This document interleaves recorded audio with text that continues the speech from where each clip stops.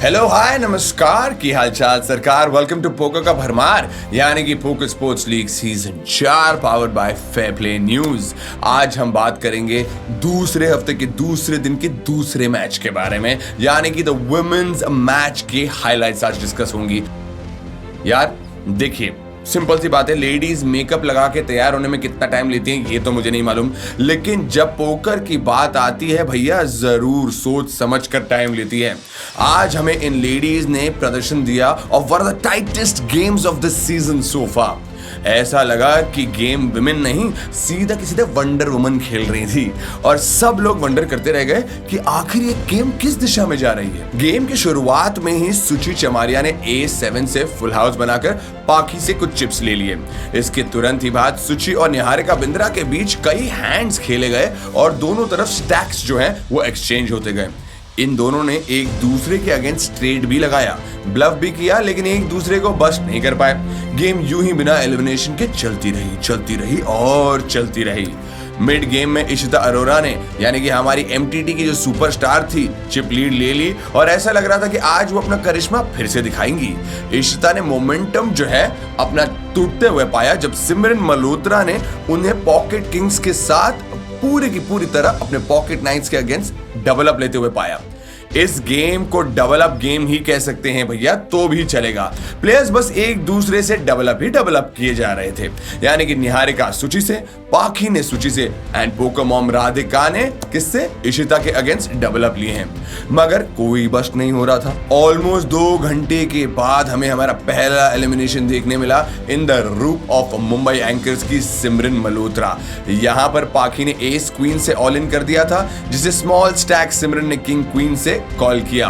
Flop पर S और king दोनों ही खुले थे और जैसा कि हम जानते हैं कि ace pair is always going to be beating a king pair and Mumbai Anchors की खिलाड़ी सिमरन हो गई out at the 6th position.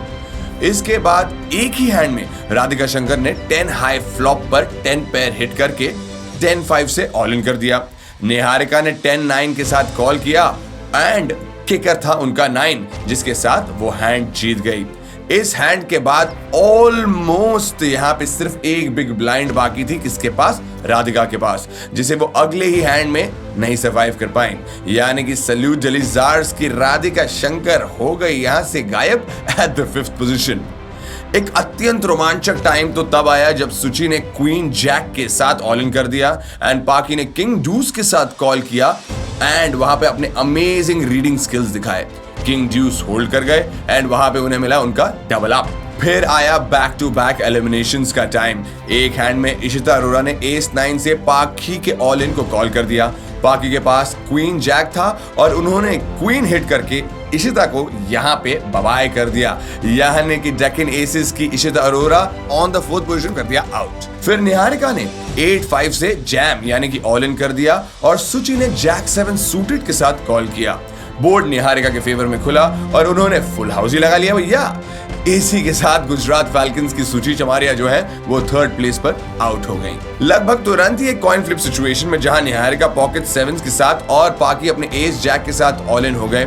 Poker gods were favouring Niharika Bindra and quads लगा लिया भैया 7 का उन्होंने यहाँ पर एंड पाखी को एलिमिनेट किया एट द 2nd पोजीशन। लेकिन चलो गोवन नथ की पाखी ने फाइनली अपनी टीम के लिए कुछ पॉइंट्स कमाए हैं यहाँ पे, पूरे के पूरे 2000 पॉइंट्स। और हमारे इस मैच की विनर रही the lady with 18 years of experience, यानी कि पोकर दंगल कोलकाता किंग्स की Niharika Bindra and she took away 3000 points for her team.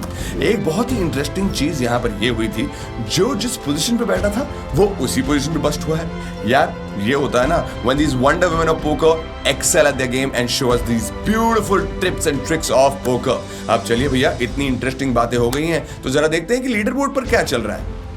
Top position पर वापस आ चुकी है भैया poker Dangal Kolkata Kings with 20,000 points in their kitty right now, यानी कि गुजरात को बोला जा रहा है कि आपको अपनी गेम को उतना ही अच्छा रखना पड़ेगा जितना हम रखने की कोशिश कर रहे हैं, क्योंकि अब हो चुके हैं 2nd पोजीशन पर कौन, 18,000 पॉइंट्स के साथ गुजरात फैल्कन्स। 3rd प्लेस पर है Deccan Aces still there with 12,375 points. 4th position पर है सल्यूट जलीजार्स विद 8,500 पॉइंट्स। 5th पर है 7,125 पॉइंट्स के साथ Mumbai anchors. And finally Goa nuts के खाते में कुछ और आते हुए नजर आया है, यानी कि 4,000 points for the 6th position, that is Goa nuts. भैया यहाँ पर ये सारी चीजें तो चलती ही रहेंगी, क्योंकि ये है वो जगह जहाँ पे आप आते हैं, मैं आता हूँ और पोकर का भरमार यानी कि पोकर स्पोर्ट्स लीग सीजन 4 के खूब लुत्फ उठाते हैं। यार मैं क्या कहता हूँ जाने से पहले, #PSL नहीं देखा तो क्या देखा।